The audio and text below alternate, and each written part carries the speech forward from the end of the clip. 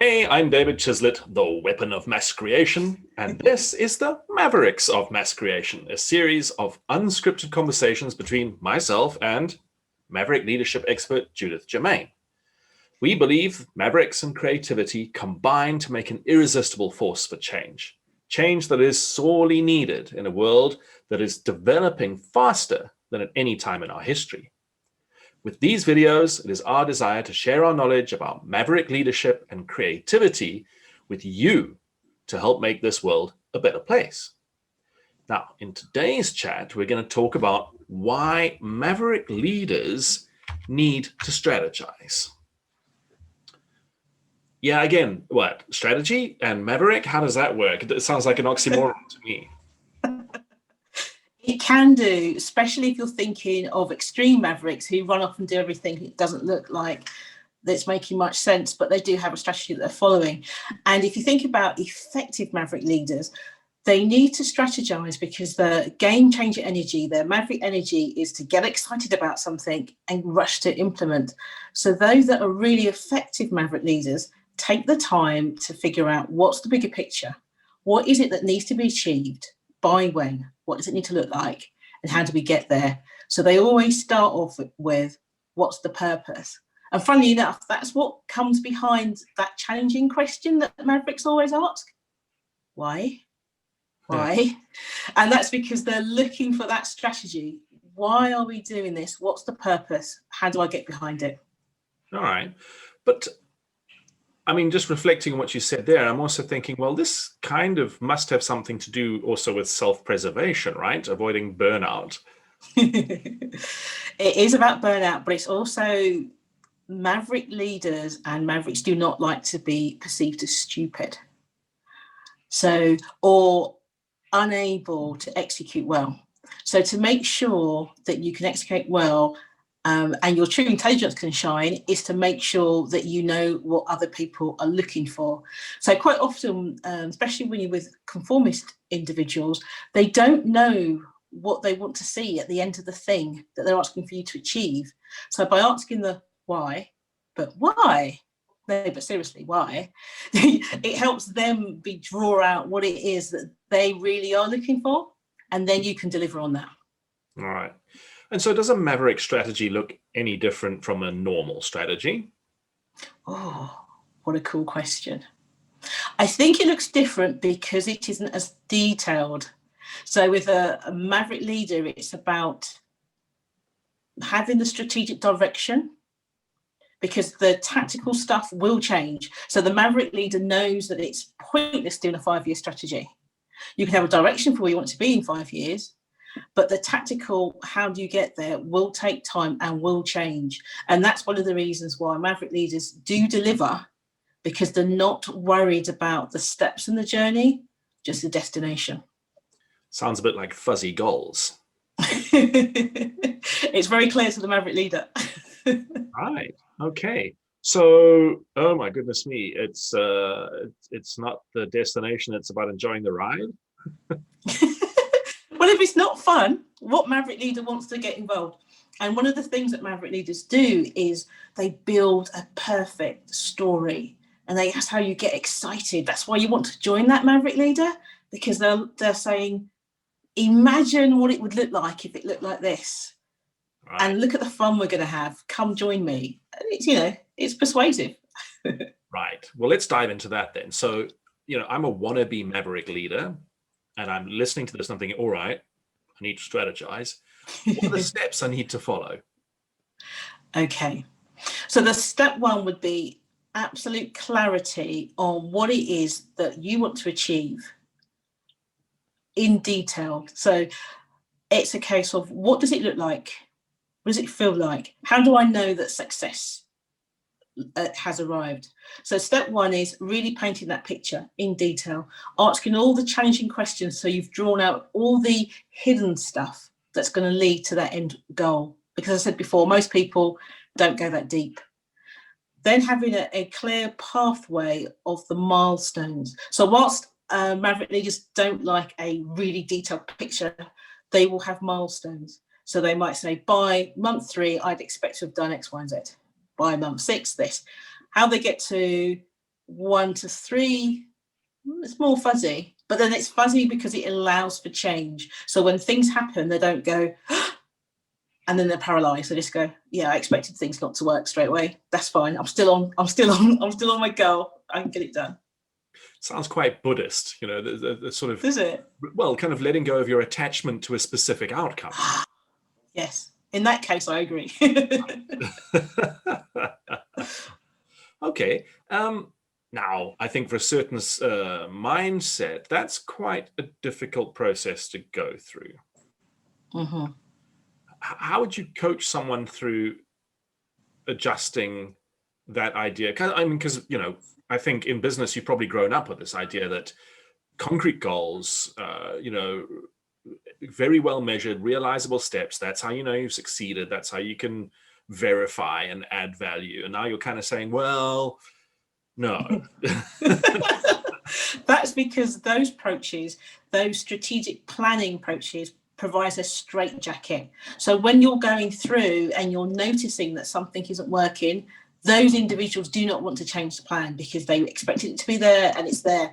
And what you're doing as a Maverick leader, you're going, yeah, the environment's changed, or yeah, that person left. So we now need to adjust. So it's allowing for the adjustment. But I agree, it's difficult for people who haven't done it before. So what they need to do is have confidence in their ability. And that comes from following their curiosity and learning not just the subject that they're doing, but outside the subjects. That what are the tangential things that you need to know to deliver this? So it all starts off with you inside, having the confidence to say, okay, we're going to get there. This is where we're going, more or less. And the details are actually not that important. You've got to be comfortable with that. Oh, yeah. I think it's because, sorry, I sounded a bit too enthusiastic there. I think it's because Maverick leaders have really high self-efficacy. They know that whatever happens, it's going to be all right. But it's going to be all right because they've planned it to be okay. It sounds a bit of an oxymoron. So It might be, I need to get to this. Now, here are the things that might stop me from achieving. So they're doing this in their strategic planning stage. And they're saying, well, what happens if X happens? If that happens, I need to do this. And if they reach a point where they can't find an alternative to what they've predicted, they go back to, is the strategic plan the right plan to be doing? So that so failure is kind of built in. So we expect it might not go right, but that's okay because we've planned something to do about that, which might be go and see Dave for some creative unstucking or whatever.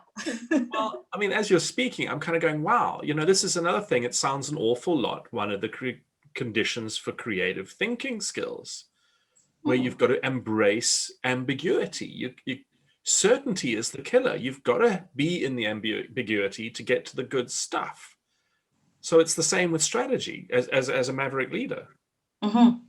Yes, that's right. Because when Maverick leaders say strategy, we're not saying straitjacket. We're not saying let's spend all day planning. What we're saying is look at the end. This is how it needs to be. What's the execution that we need to look at? Where are we going? Let's make that work and let's be open to it. And I think what I notice a lot with clients as well is when they say they're really strategic, what they mean is they've had a really great idea and they've done the strategy to implement that idea. But when you lift it up to say, how does this idea fit into the overall thing? They're like, I haven't thought about that. So that's not strategy. You start off with where you're going and then you look at the smaller elements. And every time you get a smaller element, you go, okay, this is what we would do. How does that fit in? And if it doesn't fit into the overall strategy, does the strategy need to change? Yes, no. If not, does this other plan need to change? This approach does not allow for silos. No. Right. So here I am, want to be Maverick leader, and I work in an organization which is heavily siloed and very hierarchical. What do I do? Right. So the other thing you do, you move into the attributes that Mavericks, effective Maverick leaders have, which is a really strong network. So you always network around people, even though you don't necessarily need anything. So I think a lot of conformist people will network when they want something. And who wants to help somebody who just turns up every time they need something? And a good socialized maverick will always be networking, and they never look at somebody to say, you're not important to me right now. Everybody's important. So they always know the shortcuts because everybody's important to them and everything's interesting to them. So, and they've learnt the areas that are important. So when they go into an organization, they will look at the other functions and say, how does that function impact on what I need to do? And then they'll start making inroads into that. Does that help? Yeah. So what you're basically saying is that even in a siloed environment, in order to be a good Maverick leader and to be able to strategize, you need to have built your own bridges across all of the silos so that you are free to do what you need to do, regardless of what the overall structure is. Yeah, I love the way you say that. I think it's almost like, now that you're saying it, I'm seeing it as the Maverick leaders, the scout for the rest of the team. So they're going out foraging, they're going out and saying, oh, I'll follow that route, that was a dead end. Oh, this one looks interesting. And they'll follow the narrow, dark, scary path in the forest to see where the nice berries are. And that's quite normal. So you'll see a lot of Maverick leaders managing by walking about, because they're sensing and looking who does what, and they're curious. So that, you know, I've gone into organizations and walked into marketing and sat down with the marketing director and go, hey, what are you doing? Because I'm absolutely fascinated. But that might mean that next time there's a senior leadership team meeting and the marketing guy saying something, I'm thinking, oh, when I was hanging around in sales the other day, and then you can connect those dots, which I think you said last time. It's all about those dot connections. Yeah. Having as many dots as you can. Yeah. Reminds me, what you just said now reminds me of one of my favorite sayings. It's not what you know. It's not even who you know. It's who knows you. Yeah. So if you're going walkabout through the silos, everyone's aware of your existence and your capabilities, and there is an opportunity then for collaboration. Yeah, and it's natural. Yeah. It's natural. I think that's what's different. I think everybody knows that manager that turns up when they need something and you're resentful about it. Yeah. But if you see that manager all the time, you might be, hey, Dave, come talk to me. Look at this cool thing I'm doing, because you know it interests them. Right. Yeah. Yeah. It ties beautifully into the whole idea of assembling the dots across a diversity of disciplines so that you can make interesting connections. Yeah, absolutely. Cool, Judith. Well, I think that's probably a good place to stop talking about strategy as a Maverick leader. Thank you very much for your thoughts today, and thanks to you for watching and listening in. We hope you found useful tips and tools to help you on your own journey. So check the show notes for our links and sign up for our newsletters or social feeds to keep in touch. There will be more Maverick weapons of mass creation in our next episode. Until then, keep well.